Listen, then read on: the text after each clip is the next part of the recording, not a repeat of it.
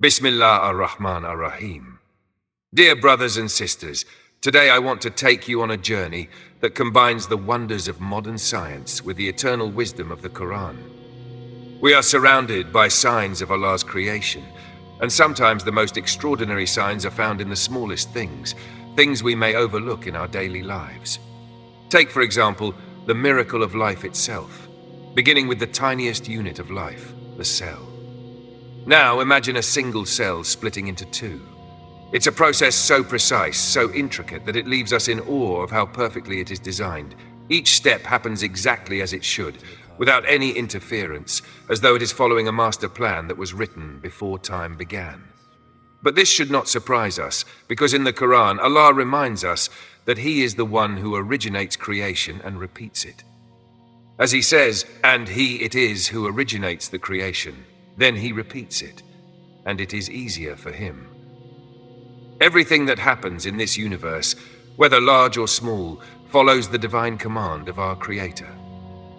I would now like to show you a brief video that demonstrates how a cell divides. As you watch, I encourage you to reflect on the perfection and precision of this process. What you are about to see is nothing less than a miracle of creation. Cell division happened under a microscope with special dyes. You see there's spindle fibers that shoot out like Spider-Man. I mean, they shoot out from these little bitty centrosomes. They shoot out and they attach to the chromosomes.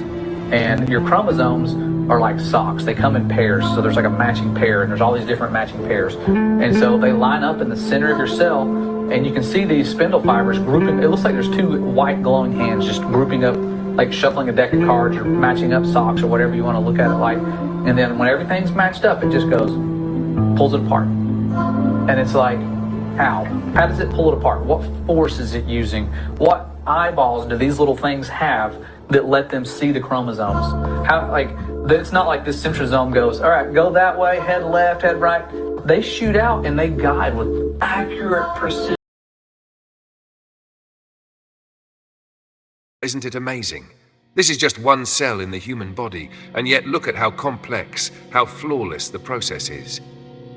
The cell splits, forms two, and this is how life is sustained. But this splitting is not random. It is part of Allah's design, part of His creation. He is the one who sets these processes in motion. In the Quran, Allah describes Himself as Al-Falik, the one who splits, the cleaver of the grain and seed. He says, "Indeed, Allah is the cleaver of grain and date seeds. He brings the living out of the dead and brings the dead out of the living." 6 verse 95. Just like the splitting of seeds leads to the growth of plants, the splitting of cells leads to the growth of life. Allah, in His infinite wisdom, created everything with a purpose, and He controls all things. He is the splitter at every level of creation, whether it is splitting the heavens and the earth or causing a single cell to divide in your body. This is why we must always remember that everything in creation, every process, big or small, is a sign from Allah. It is a reminder that nothing happens without His will, and He is in control of every moment of our existence. May Allah increase our understanding and guide us to reflect on His signs.